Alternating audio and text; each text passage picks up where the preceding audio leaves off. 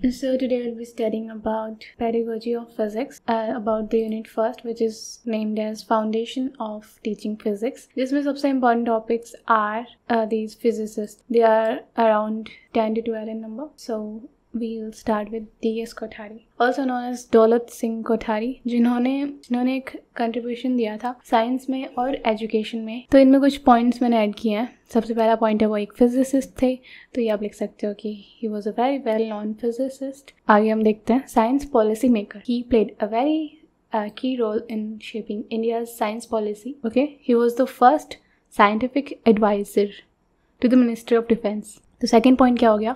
Second point ये है कि वो फर्स्ट साइंटिफिक एडवाइज़र थे to the ministry of defence and he played a key role in shaping India science policy. तीसरा पॉइंट है chairman of UGC. UGC is university grants commission. Sir Kothari ने he served as the chairman of UGC university grants commission where he worked on improving higher education in India. ये इन्होंने higher education in India में बहुत काम किया. And अगर आपने बाकी बीएड के सब्जेक्ट्स पढ़े हों तो उनमें बहुत बार आए हैं. DS. Kothari he believed in strengthening the quality of education and research in university. इन्होंने विमेन एम्पावरमेंट के बारे में भी किया था, फ्री एंड कंपलसरी एजुकेशन के बारे में किया था. ये उनका मेजर कंट्रीब्यूशन था, तो ये शायद आगे आ भी जाएगा. Point is Kothari commission. Kothari commission, हाँ, ये बहुत बार आया है. कोठारी कमीशन, इसमें ये था उन्होंने compulsory education, free education provide करवाई थी 1964 से 1966. इन्होंने फिर इसका नाम रख दिया था कोठारी कमीशन. इसको एक्सपेंड करना है आपको पूरे को. इसमें क्या लिखोगे? इंडियाज़ एजुकेशन सिस्टम में इन्होंने पूरा रिव्यू किया था और फिर उसमें सुधार किए थे. और गर्ल्स के भी उन्होंने एम्फोसाइज़ किया था एजुकेशन, फ्री एंड कंपलसरी पे भी किया था. आगे भी लिख सकते हो वोकेशनल ट्रेनिंग. हाँ, ये सब उन्होंने ऐड ऑन किया था कि आपको करियर के बारे में भी पता होना चाहिए. Vocational is related to stream and career वगैरह की, उसकी भी नॉलेज होनी चाहिए. तो कोठारी कमीशन के बारे में लिखते ना. 4 पॉइंट हो गए. 5वां पॉइंट है पद्म भूषण या फिर Padma Vibhushan. If I am talking very fast तो आप स्लो कर सकते हैं वीडियो को. So Padma Bhushan and Padma Vibhushan award इन्होंने, he was honoured with prestigious awards like the Padma Bhushan and Padma Vibhushan.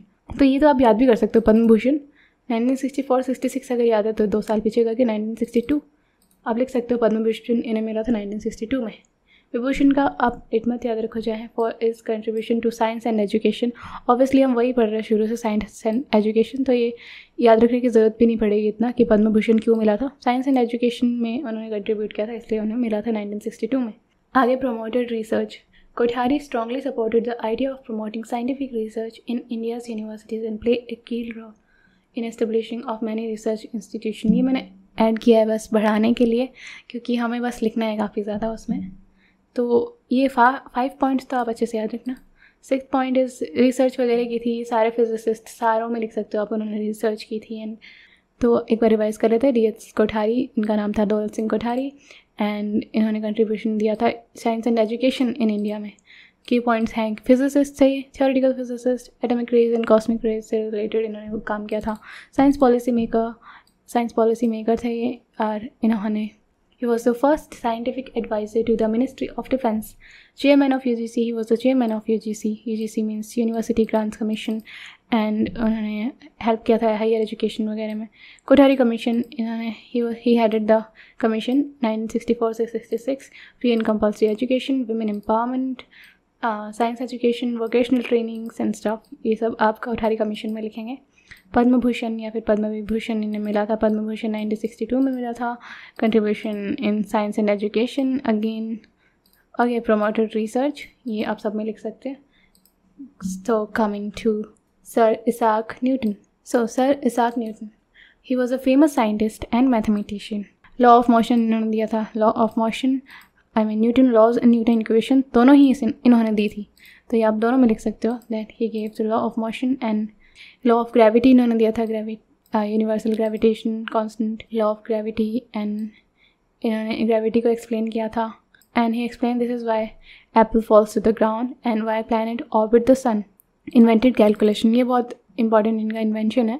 Newton invented a type of mathematics called calculus which is use to solve complex problem in science and engineering. काफ़ी लोग confuse हो जाते हैं, Einstein में लिख देते हैं एंड न्यूटन का अलग उसमें लिख देते हैं.